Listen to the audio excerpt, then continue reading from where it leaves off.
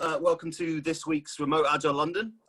Nice to see some familiar faces here from over the last 3 or 4 months. I know most of you used to seeing Alex week in, week out, but he's on holiday at the moment, so I will do my best to fill his large shoes. So just first thing first, if you could just please make sure you're muted for the duration of the talks. I think most of you probably know the format. What we'll do is we will have our two different talks tonight. Any questions for the speakers, please just put them in the chat and send them to me directly. And what I will do is then at the end, we'll have a Q&A in one go, and I will ask those questions then directly. It just helps to keep things nice and streamlined across the board. So we've got two great talks tonight. Richard is going to be joining us firstly, and he's got a great talk about the continuous development of high-performing teams. And then we've got three great people here from BT who have got their talk, Can Pigs Fly, which I think we're all quite looking forward to. So yeah, without any further ado, Richard, you can take it away. All right. And I guess this is Agile London. I'm coming live from Boston. I hope my accent is okay. I hope you can understand. Hope you can understand what I'm saying. It's like a different language. I'll share my screen. Here's what I want to share. So welcome. Here's 15 minutes on high performance teams on something called core protocols to help us with psychological safety and emotional intelligence. I'm Richard Kasperowski. Hi, it's nice to see you. You've got all my contact info here. Isn't that cool? That means you could ask me for help anytime. You could email me right now or send me something on Instagram or text message me. I won't answer you right now, but we could also do it as we go. And I think we're going to collect questions in the chat window or something. Is that right? And we'll answer these questions later on at the end. So I like to ask people this question. Like many of you, I used to travel around. I used to meet people in their teams. Used to go to events like this face to face, wherever the event was, and ask people this question: what's the best team you were ever on in your entire life? And when I say team here, so now we'll start defining things. A team, as far as we're concerned right now, is any group of 2 or more people aligned with a common goal. Any group of 2 or more people aligned with a common goal. So your best team of your life, that might be a work team. It might be the work team you're on right now. It might be some previous work team. It might be some school project team from back when you were in university. It might be some sports team, some purpose-driven organization you're part of, something you do for fun. My wife, Molly, she's upstairs right now. A couple days ago, she was knitting with a friend over Zoom. They were a team.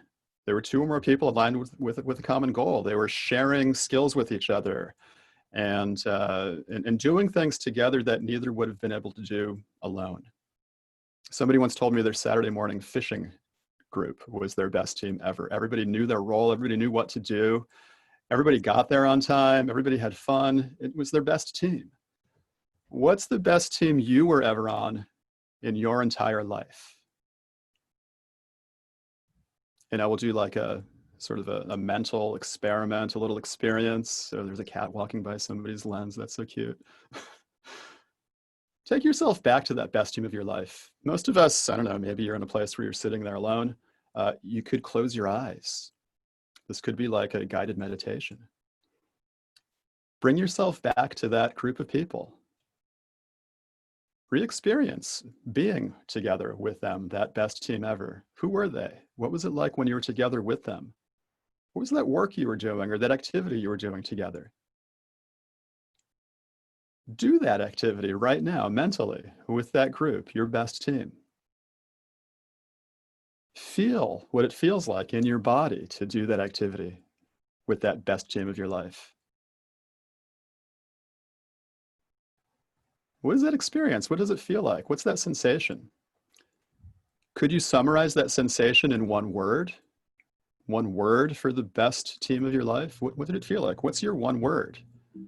And then maybe you could share that one word. Let's share that one word with each other. Here's how to share it. Point your web browser on your computer or your phone to menti.com and type in this code, 37, 87, 57, 6. Somebody might type that into the chat window to make it easier for everybody else. I don't know. Somebody might not. Aim your web browser at menti.com, type in that code, and then type in that one word for the best team of your life. What is that experience? How do you summarize it in one word?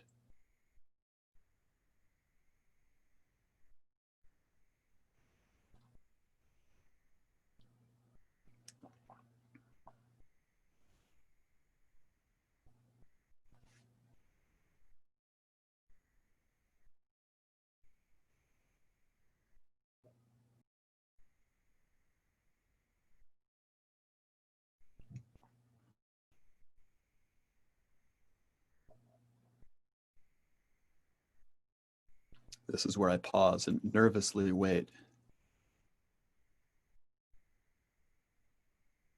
Do you have a best word? Does menti.com work right now? I don't know. Let's see.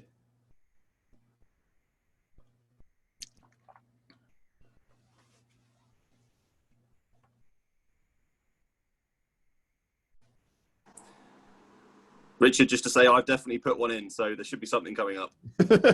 Okay. You definitely put one in. It's definitely not refreshing. Then you know what we do? We do the backup plan.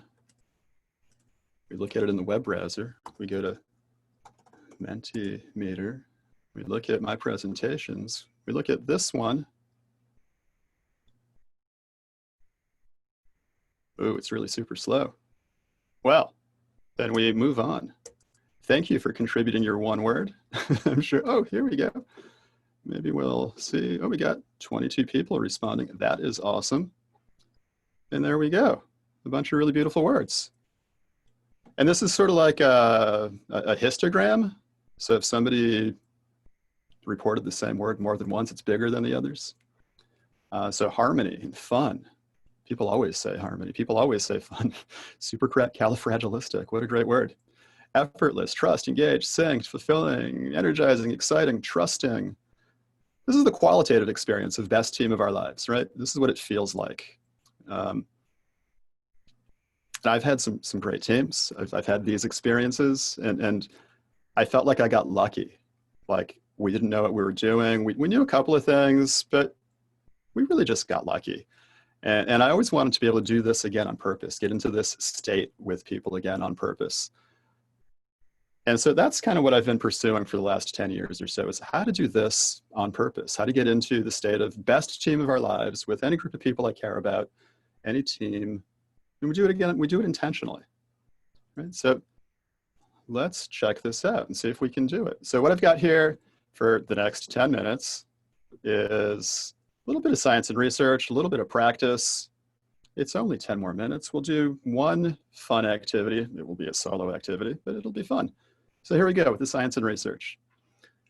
The story of teams and team performance is easier to tell as of, it's been like 4 years now since Google published this story in the New York Times Sunday magazine. They tried to reproduce the research on teams and team performance. They found that there was one thing that mattered more than anything else. It's called psychological safety. It's like it says here, it's that when we're together with our team, we feel safe with each other. We can take risks. We can admit we don't know something. Nobody gets punished. Nobody gets held back in their career advancement. Nobody misses a pay raise if they don't know something, if they want to learn something.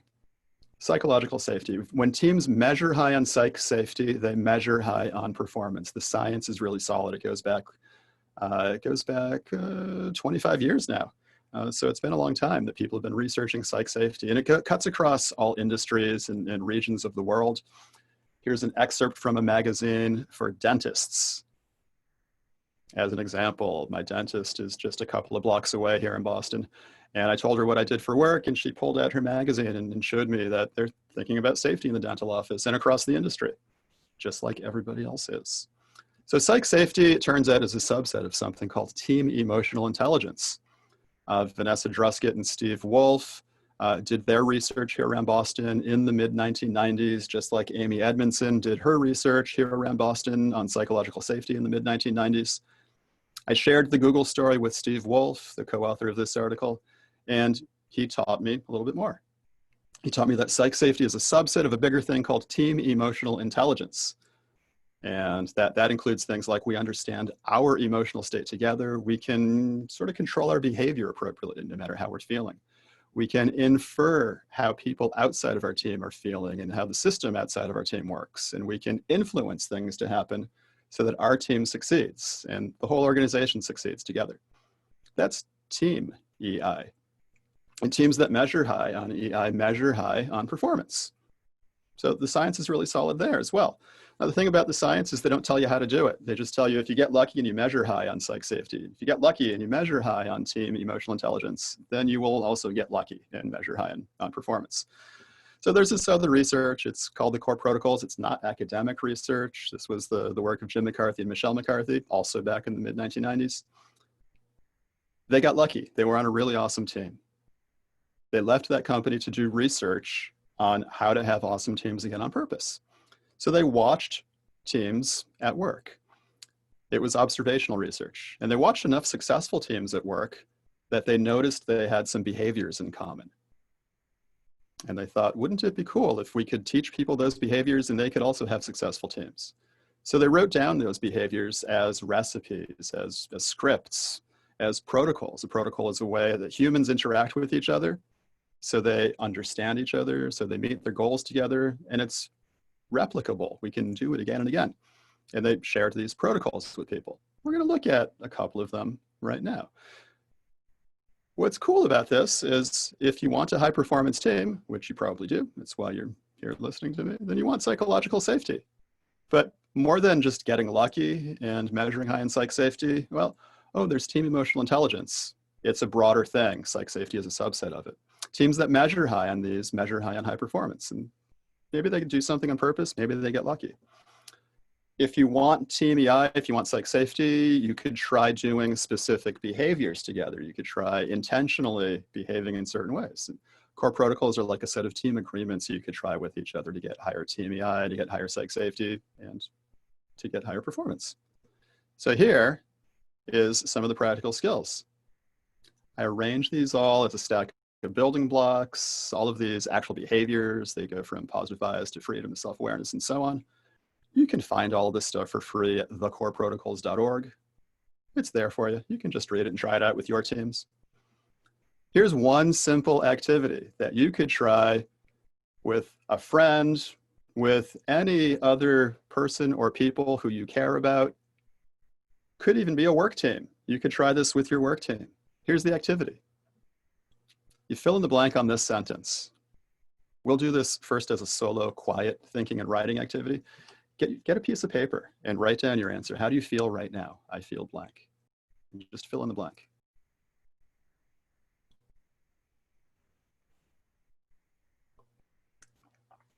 Then do it again, second iteration. I feel blank. Fill in the blank with one of these four words: glad, sad, mad, or afraid. Now it's multiple choice. It might be easier, that might be harder. Which one of those words, or more than one of those words, is closest to how you feel right now? And write down your answer. And you could add on more information if you want to describe what else is going on. Why do you feel that way? And I want to see how we're all feeling together. So go back to your web browser, go back to Menti. How do you feel right now? Which one of those four, multiple choice, which one is closest to how you feel right now?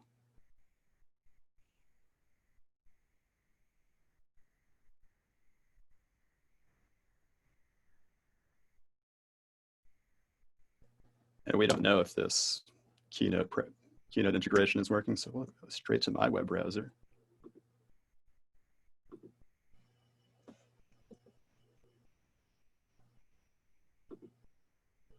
How do you feel right now? Boom, there we go. A bunch of glad, a little sad, a little mad, a little afraid. This is believable because all of the four primary emotions are represented in our group. This is good to know. A couple of us are sad, one's mad, one's afraid. This is an easy way to build more emotional intelligence. individually and together. We've kind of made it visible. So here's a way we could do this together. This is the check-in protocol, the check-in behavior that you could actually reproduce, try with your teams as a way to raise emotional intelligence, as a way to raise psych safety, as a way to raise performance. You could do this with any other person. You could do this with your team. Everybody in your team could take a turn doing this. When it's your turn, you tell the rest of the group how you feel. You just say, I feel glad, sad, mad, or afraid. You could add more information. You could repeat steps 1 and 2 as many times as you want. And when you're done, you tell them you're done by saying, I'm in. They tell you they heard you by saying, welcome. It might go like this. I feel, so I'm like checking in with myself right now. I feel mad. That Mentimeter stuff always works. I'm mad that it doesn't work right now. I'm afraid because I might make a mistake in the rest of this presentation because of that. Otherwise, I'm glad. I'm glad that I'm here, that you're all here. This is pretty cool. So I just did steps 1 and 2 a bunch of times. I'm in. Then you all say welcome. And I'll make believe you're saying welcome. Sometimes people say it out loud. Sometimes people type it in chat. An easy application of this. I don't know if your team has a practice of a daily meeting. Some teams do a daily scrum or a daily stand-up where they talk to each other about what they did yesterday, what they might do today, whether anything's in their way. They add this on. It's the 4th interesting piece of information. How do you feel right now? Other teams do this every time they start a meeting. How do we feel right now? Everybody checks in with how they're feeling. You could try this. This is the one easy activity that you could take to your team to build a little more emotional intelligence together, to feel a little bit safer together. If everybody starts doing this, it becomes normal, you're going to feel safer together. And maybe that'll get you some higher performance. According to the research, it will. Oh, this thing that we call high performance teams, this is interesting. What it really means is love. BT, I don't know if love is a word that's allowed at BT or other companies, and the finance companies in London, I don't know. When I go to the finance companies in New York, it's not a word they usually use. They're not so bad about friendship. Friendship is a word they can use at finance companies. If you can't use the word love in your organization, try friendship. They're the same thing. This is the kind of love I'm talking about, the friendship kind of love. This is the normal people word for what academics call high performance teams. This is the normal people word for what academics call psychological safety or emotional intelligence. It's that when we're together, we're really comfortable with each other. We're friends. If you watch a high performing team, they're going to look like they care about each other a lot. They're going to look like they're friends. They're going to look like they love each other. All of the things that go into the core protocols, they're all the ingredients, not just for high performance teams, they're all the reproducible ingredients for friendship or love. And you could take these when we do these as a team building class or just as a set of practices that we use together with the teams we work on. It's totally reproducible. We get this as the outcome, as well as better performance, because when we're together as humans who like each other, we perform better together. And it's not just this gooey love California kind of stuff. My wife's from California, so I can say things like that. It's totally reproducible. Like, you could write code, you could run this code in your brain. We could all run this code together in our brains as teammates, and we'll get this result: love, friendship, safety, emotional intelligence, higher performance. Just starting with even, how do you feel right now? So you could try that. Some key takeaways, well, you know, this little diagram. If you want a high performance team, you want psych safety. That's a subset of Team EI. The research just says if you measure this, you can also measure that. It doesn't tell you how to do it. Little behaviors like emotion check-in, build them into habits, turn them into something we do with each other all the time. And your team will get these things. Your team will get this goodness. So how could you do this? Well, you could visit my website. You could ask me for help. You could read one of these books. You could visit thecoreprotocols.org. This is all free. Just check it out. It's there for you. You could check out my website. We've got some classes coming up. We have classes like how to get this for your team. We've got a class that we're teaching at Harvard University this fall, Agile software development, all the stuff about Agile, including how to have high performance teams. You could join me there. Will you give me more help? I always ask for feedback. This is another one of those reproducible behaviors. So back in Menti, I'll just show it. You'll fill it in your web browser. Give this 15 minutes a score from 1 to 10. Tell me what you liked about it. Tell me what else it would take to be a perfect 10. I'll pause for a moment so you can do that.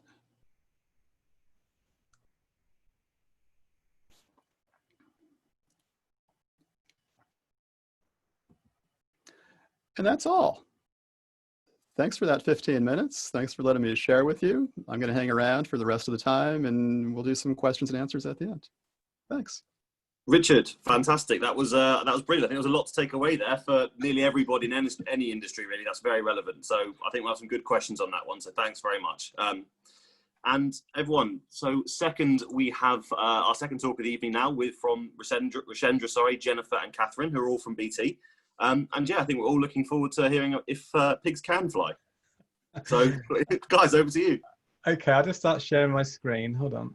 Okay. Right. Okay, so do you have that? Yes, you can see that. Yeah, and you can hear me. Great. Okay. Yes.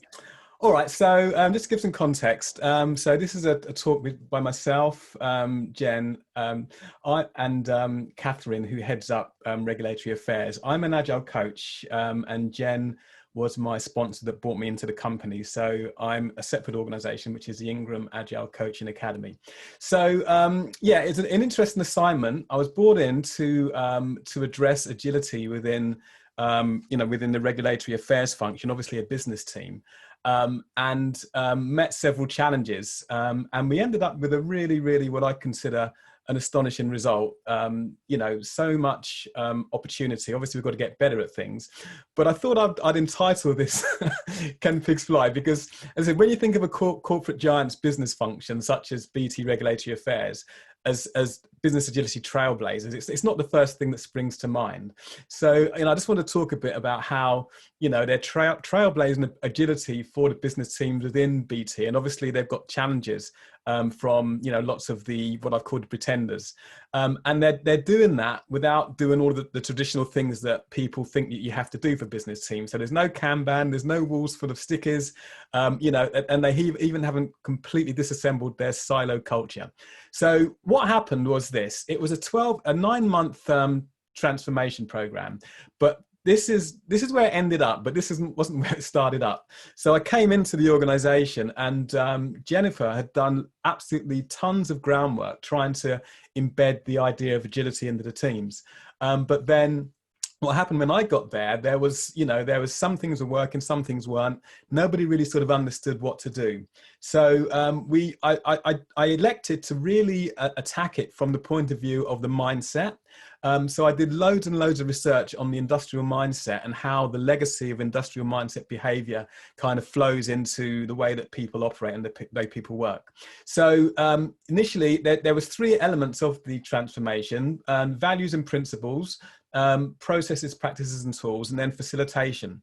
So what we did was the first 3 months, we basically did a whole thing where we was looking at, put a number of sort of workshops together to start shifting away from the behaviors that were there into new behaviors. And that was kind of the core of it. And obviously when you're working with business teams, if you, especially people from legal backgrounds and stuff like that, trying to suggest that they start sticking things on walls and stuff like that, it gets met with quite a lot of resistance. So we had to kind of devise a way of getting the value out of what we were doing. So rather than starting it with the process, we started with all of the mindset stuff. So months 1 to 3 was basically just looking at, the undesirable culture behaviors that we wanted to kind of move from. Then in sort of month 3 to 6, we looked at the values and principles, we formalized them, and we actually created our own customized Agile Manifesto. So what happens a lot with business teams is they get going and they think, oh, we want to be Agile, and they just immediately start, Kanban, let's do this, let's do that. They don't even look at the Agile Manifesto. And when they do look at it and they come up against statements like, sort of working software over lengthy documentation, etc., all of the different values. It doesn't make any sense. So what we did is we identified what we needed to do, what was relevant for us, and then we started to build ourselves around that. So we brought in some processes and practices and tools that would actually support those values. And then I started sort of building a facilitator piece down here so that we had people within the function that could facilitate. And then in the last 6 to 9 months, which is where we are now, just coming to the end of it, and we basically look to get these values and principles more embedded into the teams by having the meetings properly facilitated by the people that have been coached on the facilitation. The processes and practice and tooling also supported that further to embed it even more. And then we set up a facilitation, like a school of facilitators, which ended up being like what I called a guild of lean facilitators. So that is going to enable the transformation to continue into the, when I leave, because obviously I was there to do a job, set it all up and get it going. So, from my point of view, it's been an incredible learning opportunity and absolutely some of the best work that I've done. I can honestly, hand on heart, say that BT Reg Affairs are absolutely set up and poised to be able to really navigate the landscape. They're learning to do things better, but all of the main parts are in place. From my point of view, and the way that people have actually taken things on board is absolutely unbelievable. So, I would certainly say that so far as business teams are concerned, they've set a whole new bar. So that's kind of from my point of view. But let's hear what Jen has to say from her point of view. Jen, over to you. Thanks, Richenda.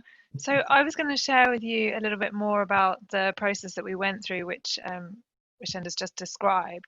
So as she said, we started with our mindset and our values, and we really started from the beginning by defining our own definition of Agile. And that's because when we first started talking about Agile within the function, there was a real disconnect of what people actually meant. So some people were thinking, oh, well, I'm being agile if I'm using a Kanban board, or I'm agile if I sit at a different desk every day. So we got rid of that, and we said, right, as a team, as a management team, what do we mean by an agile way of working? And you can see on the slide there that learning is absolutely fundamental to what we were trying to achieve with our definition, and we also wanted people to be empowered. So we've constantly reiterated this message. We have monthly all hands calls where everyone gets together and we talk about what people have learned and actually where they've failed and learnt from something. And we've got a learning plan for the year which embeds the learning priorities that we want to focus on for the year. So everything comes back to learning. We ask people in their performance reviews, what have you learned from this quarter? So it's all about learning. And then as Richenda mentioned, then we moved on to looking at our Agile Manifesto and the values and the capabilities that sit behind that definition. There's quite a lot of words on this slide, but if you take a look at the left-hand side, you can see these are our 4 values. So, and we defined these based on the areas that we really wanted to focus on within the team. So we really wanted to drive some team ownership. We wanted to build that shared mental model rather than being experts and specialists. Again, we really wanted to focus on learning and development, and self-accountability over reporting structure, i.e. not being told what to do all the time. And then aligned with those, we took the capability principles that you can see on the right hand side, and we developed workshops which built those out, and we looked at how things were currently looking in relation to those capabilities and where we really wanted to get to. And in each of those workshops, we looked at the Agile cultural transformation model, which is here on this slide. So we started with the leadership team because we wanted them to be all aligned with what we were trying to do. And we took each of the 5 areas, hopefully you can see that on the slide, leadership, strategy, structure, process, and people. And we really spent the time to say, where are we now in each of these areas, and where do we want to get to as a function? what does good look like, and then how are we going to embed that. And we did that with the management team within regulatory affairs, and then it was their responsibility to cascade that down to their teams and have discussions about what that meant for them. And I think the important thing, what I really liked about this model, which Richenda introduced to us, was that before she came in, I'd really been pushing that process line. And what she described to me was that the outside red triangle is like an elastic band. So if you're pushing the process, eventually somebody like me will stop pushing, and then everything will ping back to how it was before. But if we look at all of the 5 areas, then we can slowly make progress with our cultural transformation, and that's what we've done through our Agile capabilities. And only after we'd done all of that did we start to look at process. And this is our aligned portfolio planning system that we introduced with all of those capabilities embedded behind them, with those in mind, that every single one of these Agile events drives the capabilities that we want to achieve in the function. So, and this was actually driven by a request from Cathryn, who's going to speak a little bit later, because she really wanted the team to be more aligned on the priorities of the function, so we could link what our day-to-day jobs meant to the overall priorities and where we were trying to get to in our strategy. And she wanted a way to cascade that and make sure we were staying on track. So we defined this process, and it starts with prioritization planning with the leadership team, then crucially cascading that information across the whole function. So the leaders stand there and tell everyone what their priorities are for the month, but they don't tell the teams what to do. That's what happens in the team objective planning session. So people are very clear on the priorities that the leaders have set, and then they go away and define how they're going to deliver those priorities. And then we come all the way back together and review whether we think we can achieve that and what our risks and dependencies are. And as a team, we unblock those so that we can actually go ahead and deliver the outcomes that we want to achieve. And then we have the sort of more classic daily and weekly events where we plan on a Monday what our objectives are for the week and what tasks we need to deliver to achieve those. We have a daily huddle once a day to check in, make sure that nobody's got any risks or blockers that they need to raise with the team, and then an end of the week inspect and adapt. Are we still on track, or do we need to adjust anything for next week? And then at the end of the week, end of the month, we have another adapt where we ourselves if we've got to the we wanted to achieve and what that means for the next month. And we also do a retrospective from a process perspective: what's gone well, what hasn't gone well, what can we change for next month, so we've got that continuous improvement.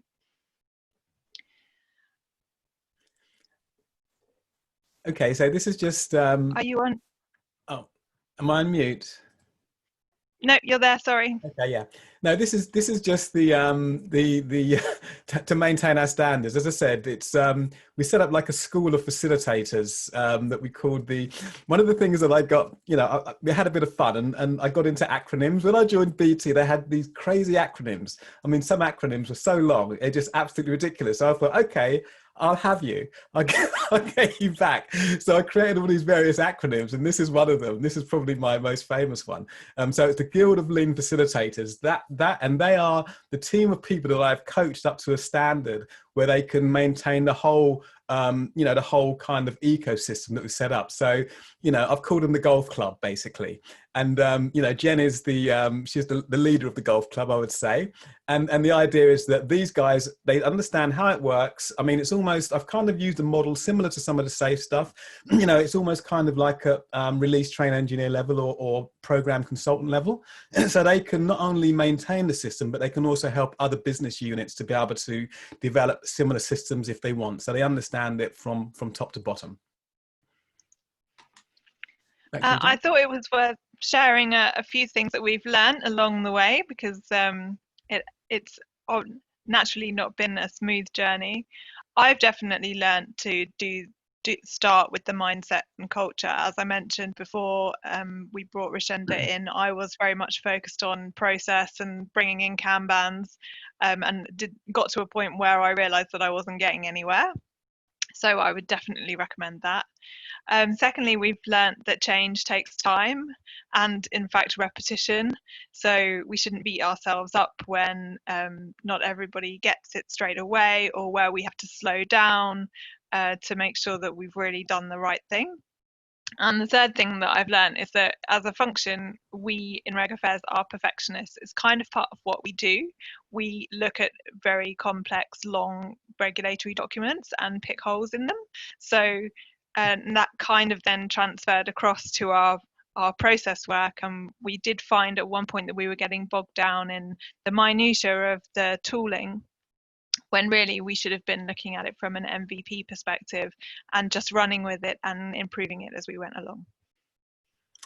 Okay, over to you, Cathryn. Oh, thanks, Jen. Thanks, Richenda. Yeah, okay. So I thought I'd cover a couple of things really on this.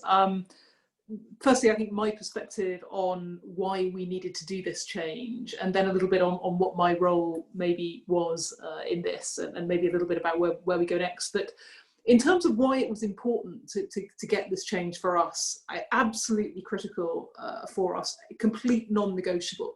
For two reasons, really. One was kind of a business as usual sort of driver within regulatory affairs, which was the simple fact that, I could see really, really clearly that, the regulatory agenda in BT was growing massively, both because of what our regulator was doing and because of what we wanted to try to do. And the team was not going to grow with the agenda. So we were going to absolutely have to do more with less. And so the ability to extract the best value from everybody in the organization, absolutely critical, and Agile was going to be a really, really important part of that. But I think it was also part of an imperative for BT as a business. And I've talked a lot to the guys in my team about this, which is that, we aren't only competing with organizations with different products and propositions. We're not only competing with organizations with very different business models, we are competing with organizations with different mindsets. And if we lose in that competition, it will be because we haven't adopted the right mindset, rather than because of our business model or because of our product and our propositions. So the absolute key for me to success across the whole of BT is 100% that agile mindset.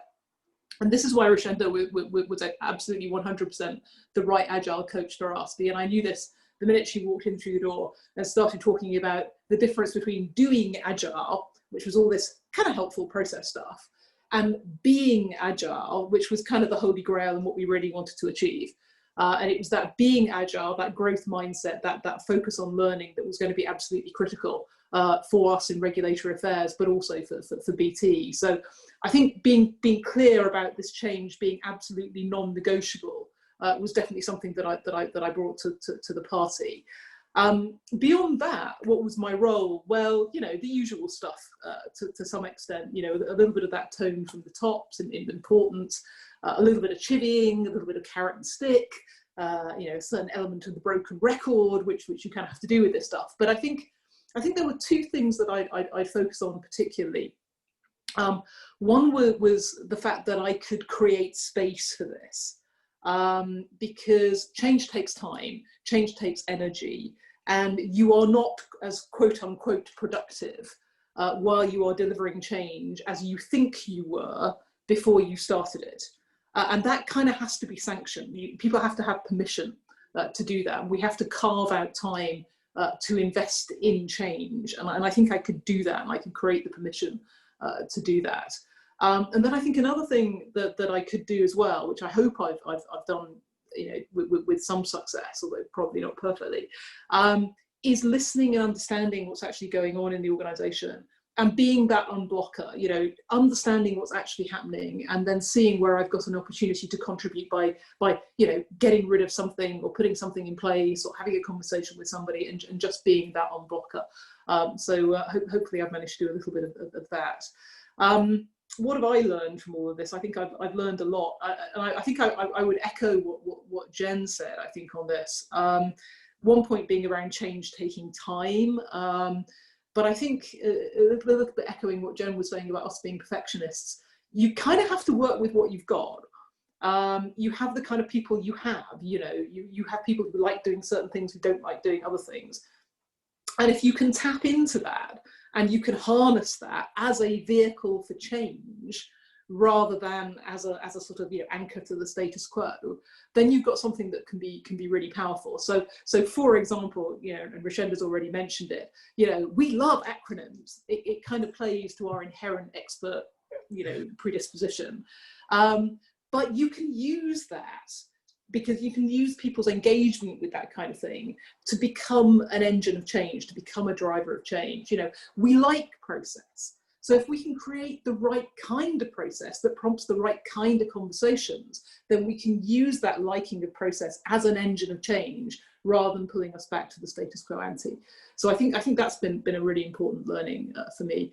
In terms of where we go next, yeah, I think we're very focused on weaning ourselves off Richenda, which I say with some trepidation because she has been amazing for us. But I think as part of that, it's really all about embedding this stuff. I think we need to not introduce, you know, new things. We need to not tweak.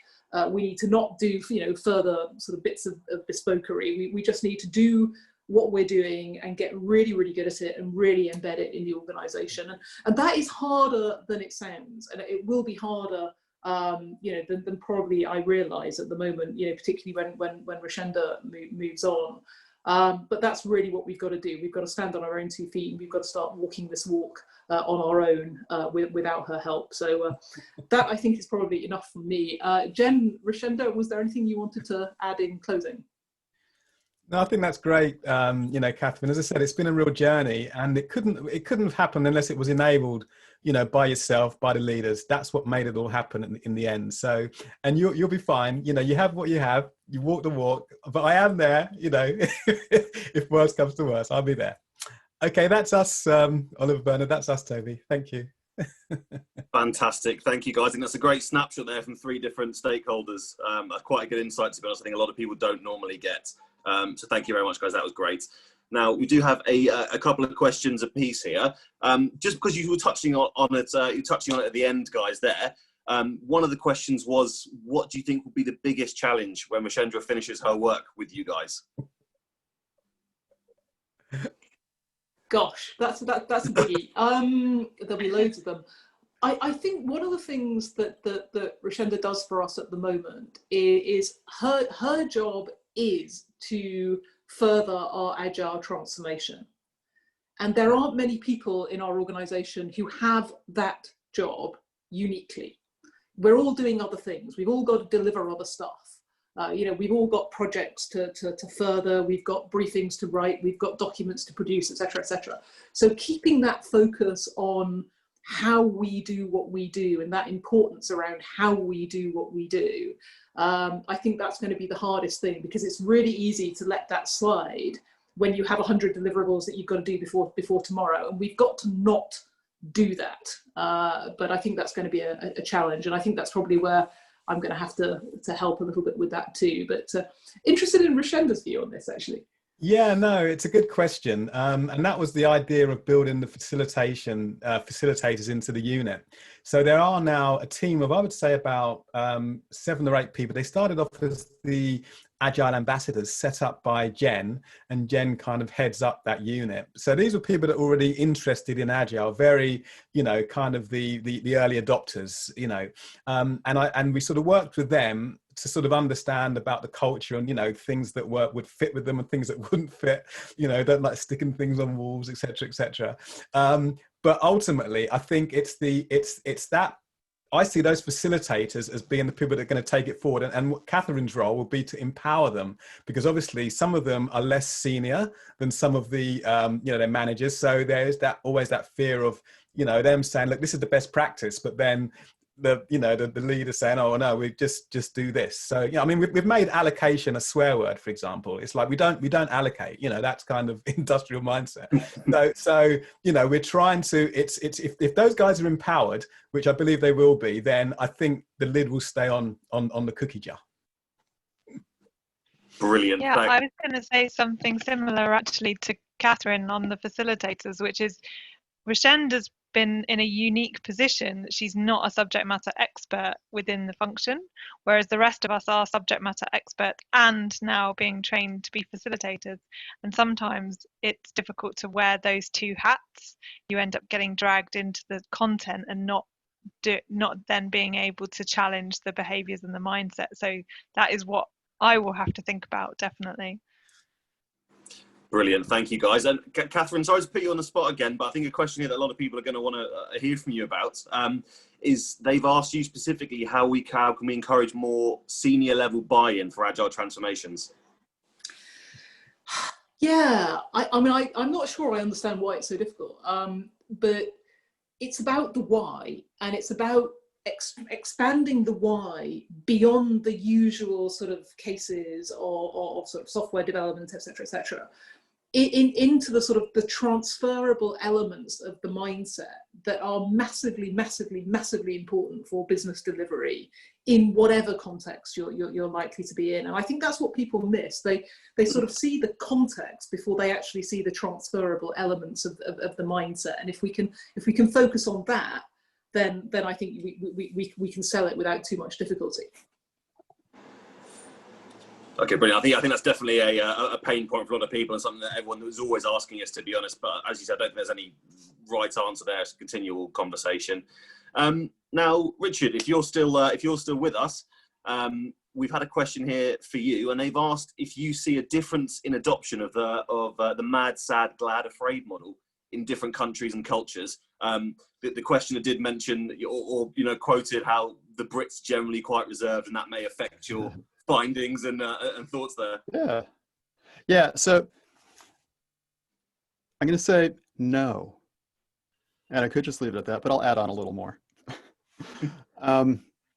This comes from research from the late 1960s. I forget what the researcher's name was, but it turns out that these 4 emotions, this is human. We can all experience these 4 emotions. We can all articulate them in a word. No matter where we're from, no matter where we live, no matter what language we speak, no matter what our home culture is.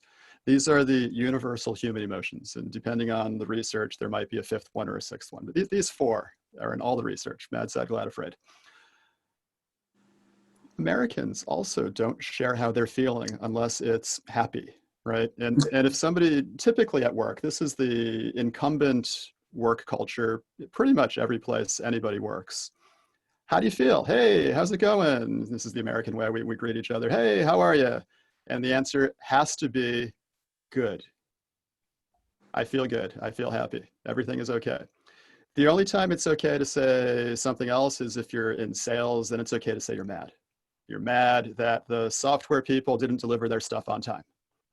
This is it. This is all that's allowed inside most company cultures, no matter where you are. And it's not safe. It's not safe to say that you feel something else. So we lack this safety in many places. We lack this emotional intelligence, the ability to know how you're feeling and share it with other people in most places where people work. It's just a little habit that you can add on. Actually know how you're feeling and be able to say it out loud. Actually share with other people how you're feeling. It doesn't sound that hard. It's actually super hard to get started doing it. Do it with somebody you trust. Do it with somebody you like, somebody you know well. Try it out. Make it explicit. This is how I feel. How do you feel? Share it with each other. Try it with your team. Do it in a safe space. Maybe try it at your retro where the doors are closed and it's locked. The Zoom meeting is locked. Nobody else knows the Zoom URL, and it's totally safe to share how you're feeling with each other. Try it out. Okay, so you're saying that although Americans may typically be a little bit more outgoing, you're not necessarily getting any more authentic emotion, shall we say?